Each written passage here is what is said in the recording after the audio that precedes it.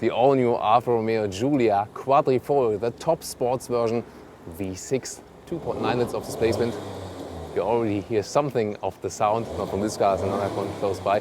510 horsepower, and we'll examine that with a short and sporty ride. And of course all the details, the exterior and the interior here on Autogefühl, your #1 resource for in-depth car reviews and your #1 community to discuss cars with Thomas. Now let's go with our episode here on the special Quadrifoglio version. Full HD, full screen and full length.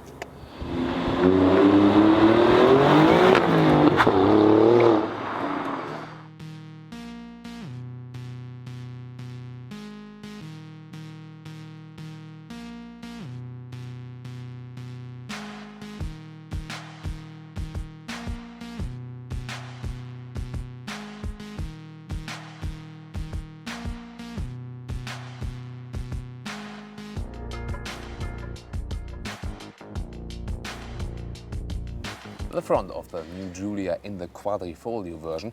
If you pick the normal version as a super variant, then there's not, the biggest difference, but it has a bigger difference than if you compare to the very basic trim level. Here in the Quadrifoglio, you also got the carbon lip in the front part. That can get really expensive if you damage it, because you cannot really repair it. So you really have to be careful. Also, the car sits a little bit lower than the standard version. Therefore, watch out not to damage anything. Really strong stance on the road with those air intakes in the lower part here, really massive. A great sporty design in the front. Look at this design detail. The V-front grille carries over to the power dome. It's a beautiful design highlight. And here as well, this comp structure for a little bit more air for the engine. And for example, with the Ford Mustang, it's not allowed to have that one in Germany. Only the Ford Mustang in the US has this. I think I heard something of safety issues, but somehow they got it also allowed for the European market. And well, why not to differentiate the Quadrifoglio version a little bit more? And now the side profile, Giulia Quadrifoglio. You still got the Quadrifoglio Verde logo, so I really, it's a riddle to me why they have changed the name. And also those special comps here, but it doesn't seem to be, I'm not sure if there's a real effect behind that one. Then 19-inch alloys, standard with the Quadrifoglio, black scheme, and optionally with ceramic brakes, but those ones are really expensive, I can tell you. Then a stronger bumper here at the side part, also with carbon fiber. That's really massive, and I prefer more, the standard Giulia version looks a little bit more elegant to me, but maybe you're of another opinion there. Then there's no chrome frame, as we, for example, see in the Giulia Super, but here a black glossy frame to stress, the evilness of this car. And now it gets really massive with a carbon fiber wing on the top part, and 1, 2, 3, 4, and well, that is the actual size. And okay, it's a chrome blend around it, but also on the inside diameter is really that huge, and a huge rear diffuser. So the rear part is definitely the most aggressive one of this Quadrifoglio version. Do you like it or not? Put me that one in the comments. Total length here, same as with a normal car. Well, a little bit more because you got the attachments here. So 4 meters 64 is the normal size here, just a little bit centimeters more probably, but nothing really spectacular. For the mid-size segment, not the longest car, but promises a lot of agility, at least from this outlook.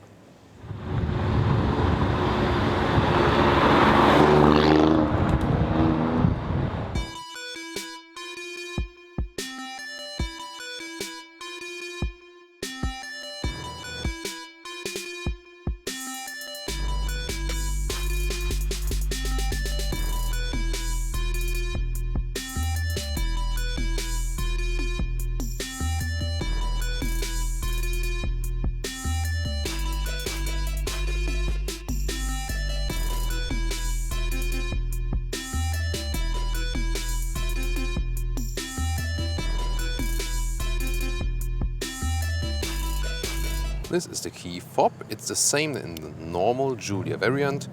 really thick with the Alfa Romeo sign. Maybe the QV logo would have been great on there as well. Keyless entry is also possible here. Solid door sound, I like that. And then inside, those ones here now, the optional bucket seats. So normal it comes with the usual standard seats as well. Those ones here, the optional seats, Alcantara on the inside, I like that. But the outside is, as far as I know, genuine leather. That's not necessary. Carbon style here as well. I think it should be real carbon fiber. And the thing is, soon test them, they are not that uncomfortable. So they are a good compromise between sportiness and still, enough space to sit on there. Also, the steering wheel has the contrast here with the red start engine button. And a lot of carbon fiber is used. You will soon take a detailed look into that. Also at the inside of the doors, you see there's now a carbon fiber in this Quadrifoglio version. Here, as we know, it's the same part that Audi is using. And also metal around those buttons. So they have stepped up the build quality massively. Let's get inside.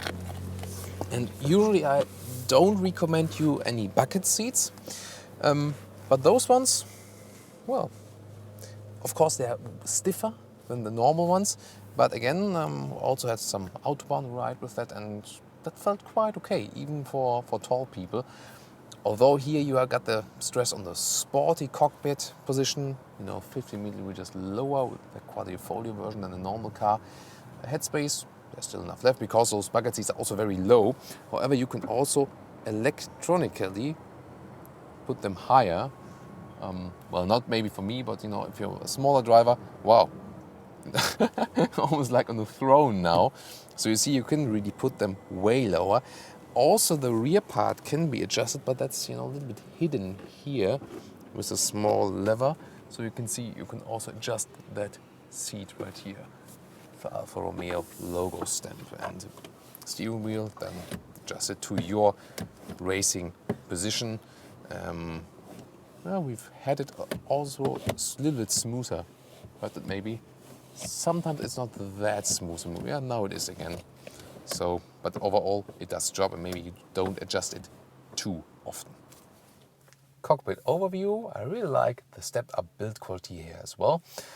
I'm not sure if this is genuine or faux leather surface, I'm not really sure about it, but dashboard covers are usually from fake leather, and that's also better because it's durable and doesn't harm any animals. Nice, those red contrast stitches, and then a lot of carbon fiber here is used as well, also on the middle console part here. Again, short shifting lever, good sporty stuff. Later on there will also be the 8-speed ZF automatic transmission available for almost all of the models, also for the Quadrifoglio version. That will also be a good pick. However, then you have to remember there will be some very huge shifting pedals here, and they can, limit even your view to the tachometer. We've seen it in one of our preview videos we've shown you earlier. Here the manual transmission, 6-speed, then there's also everything free, and also red contrast stitches on the inside of the steering wheel, but just on the upper part. Also a nice variation, and I'll see a Quadrifoglio Verde logo on the inside of the instruments, soon taking a detailed look into instruments. Also the new infotainment system that is seamlessly integrated here, that makes a good overview, especially here, I must say, when it's turned off. Of course, you need maybe a microfiber tissue always to wipe it, you don't see any fingerprints on that. But that's, I think, just for testing, because usually there won't come any fingerprints on that. I'll soon show you why. Storage space is here the same in the normal Giulia version. Inside of the doors, slim. Glove box slides down, can be cooled in the front. Good sliding mechanism, adaptive beverages holders, 2 are available here. And then the middle part, also okay from the build quality, and some space in here with another USB port and a 12-watt power supply. Special Quadrifoglio instruments. Also you got this needle hop, and then there's this Quadrifoglio Verde logo in the right part, digital screen in the middle, and it says low battery, so maybe battery has to be loaded for this car. I was standing a lot, and you can also do that while driving, of course. The only thing I don't find that good that you can't control the middle screen in any kind of mode. For example, here I can't change anything in the inside. Now when the engine is on, then I can check the middle screen. Well, 17.4. That is a lot of playing around. We will reset that later, and I think maybe 11, 12 liters normal kilometers. That will be a realistic value. And just again, this detail. So much fun to press this red button. Launch the rocket. Lower middle console. First of all, this short gear stick. Very nice, crisp, sporty shifting. Temperature control. I also like it. It's really solid and thick. And I still like it that you can control the temperature manually. Here for the sound, and then this is a central infotainment stick. This is maybe the least favorite part as for the build quality, because I think it's just a little bit loose. It also has the reason that you can go left and right, but maybe not the best solution here. Main menu key, and then that's very nice, the driving selector, neutral or normal, dynamic, and also the suspension changes here in the Quadrifoglio, and advanced efficiency that will more play a role in the automatic mode. I will soon also show you what is happening in the display then, and the race mode that you can draw back the stability control to play a little bit around more with this rear wheel drive. And there it is. You see the visualizations for the advanced efficiency, the normal mode or the dynamic mode. Then in an automatic gearbox, the gears are turned up higher, for example, later shifting further or earlier shifting back again. And then also, then race mode. Well, race mode doesn't show any visualization there, but that one will then pop out also more this racing character that you can, for example, draw back the stability control, that you can slide around the rear even more. Generally to the infotainment system. This is the main menu. You turn this knob and it doesn't have the greatest sound, to be honest, when you're turning it. Sounds a little bit cheap in this case, but everything else we've seen from the build quality is really pleasing. Telephone, you can connect it via Bluetooth then if you click it, or also the GPS I can show you, and this one has a rather simple layout. There I can also zoom in and out. There it is. And well, the reaction times could also be a little bit better. So I like it really that it's well integrated. There's nothing special. It's now with the Quadrifoglio version. That screen you can get for any version.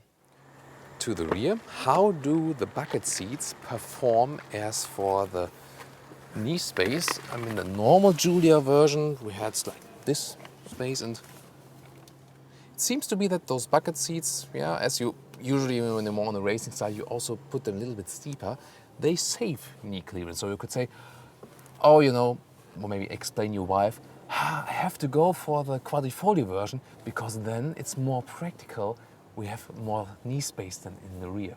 So that's maybe a very good reason to go for the Quadrifoglio. So that's still reasonable. It's a relatively short car in this mid-size segment, but that's perfectly fine. And when you're in the rear seat, you can always say, hey, yeah, I'm looking at this carbon fiber cover, and you feel really racy. Let's call it that way. Headspace is like this. We've seen other mid-size cars with a better space offering here in the rear, but again, this is not the longest car. And for this size, perfectly fine. There's even a USB port, by the way, here in the rear as well. And also, maybe notice this as well, in the Quadrifoglio version, a black ceiling to go with this sporty scheme. And when you open the boot of the Giulia, it's always a chance here in the Quadrifoglio version to get in touch with the massive rear spoiler, because then you can hold on to it. And not a lot of space is not really a specialty of this car. It doesn't change any space if you go for the Quadrifoglio version, but it remains not that much in the rear here.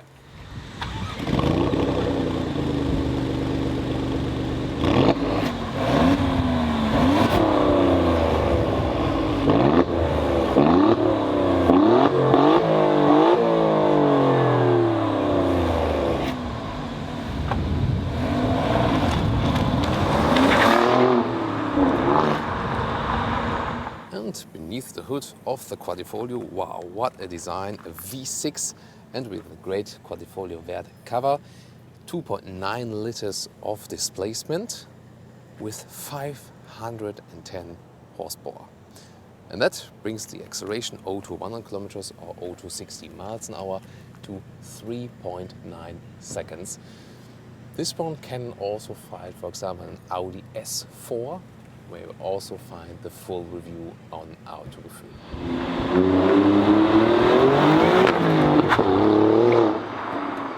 And now let's drive the Quadrifoglio Giulia. Let's get that beast to life. Boom, boom, boom, boom, boom. We'll start in normal mode, also show you different driving modes. We cannot drive too long and too extensively today because this is still a kind of pre-series production car, and also the tires are already worn out. And so we promised just to do a short round, but we wanted to give you this Quadrifoglio inside here today already, and a very extensive driving review will then follow at a later stage. But here we can already see the most emotional features, I can promise you. By the way, what I'm realizing right now is that the visibility through the B pillar is a little bit limited. That's not too good. So to lean forward to really see what's going on there. As for the dynamics here, for example, there's again a very direct steering. I love that. It's almost like a little bit of a go-kart feeling. It's great stuff.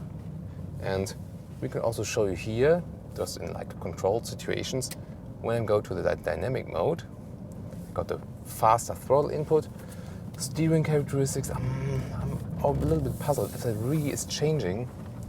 Maybe, yeah, it's maybe a little bit, just a little bit stiffer, but it doesn't make a big difference. And then here there's also the race mode, and that means, also says here, ESC off, change to yellow mode. Also says that the distance control, the AEB automatic emergency brake that is included from serial production in every Giulia, great stuff.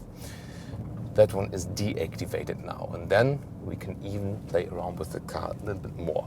But first, let's start with the normal mode again. Nice sound, you can already hear it from the inside. And when we sway here a little bit and then hammer the throttle just a little bit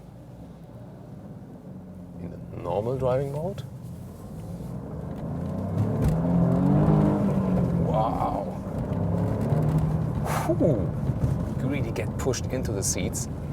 And this is here a very uneven road, and this is very interesting because, it's the pure sports version, but still, wow, good job from suspension. It's not too stiff, and I rather prefer sports cars that you can drive in your everyday driving life, and that one does work. So I would have expected maybe a little bit stiffer, but it doesn't have to be. And here in the slalom, got way more side support than in the normal Giulia version, here with those sportier seats. And wow, cool. So much fun to go right and left due to the direct steering input. And also here there's less curve tilting than in the normal Giulia version. But I think they have found a very good compromise that you don't have it too stiff, and because most of the time you won't be on the racetrack with this car, of course. Here, by the way, so-called German Kopfsteinpflaster, those small cobblestones on the road. Nice. Still smooth, although we got such a sporty car. That is, I think, the really unique aspect of that one. So Alfa is on the emotional part and on the visual part, really going for the, we are really aggressive, we are really emotional, we got great design. From a driving part, they are already now more dynamic, definitely. But still, you're just here with a really so bumped in road, is still perfectly comfortable. So they're not going in this direction. We want to be sporty at any price, and I think that's also a good decision. So let's also turn with that car here. Also got the rear view camera mounted here. It's a little bit small, but still it does the job then. Good to have it. When we go into dynamic mode, I need less throttle input to hear something and also to get the reaction from the engine. Again here, slip here on the road. And in the race mode, then, well, that is definitely a big difference. Then you also can hear the exhaust really much, so in the race mode. But the race mode is really rather something for closed circuits, so I'm not experimenting around with that too much. So I have to wait here a little bit. Very crisp here when you put in the gears as well. Might be too hard for someone who's not appreciating sporty driving style, but for someone who does, it's really good. Wow! Again, some more people waving. There's a stop sign right now. We have to stop, and then I think after the stop sign we can show you something. Yeah, the tires are really worn out, and so you see that this car has so much power. So you've seen with the ESC off, car has so much power, and together with a little bit worn out tires, then directly get that real spin here. And we have also got some nice shots from the racetrack. We can show you where it's really cut loose, but wow, really a nice feeling. So again, what I take from it, it's a really great sporty performance car. Totally direct steering, stiffer than the normal Giulia version, but still very well rideable in everyday driving, and with the sport seat and with the bucket seats. So they both work also for a long-term riding comfort. So overall, really good fighter, against M3, S4, and all those other guys.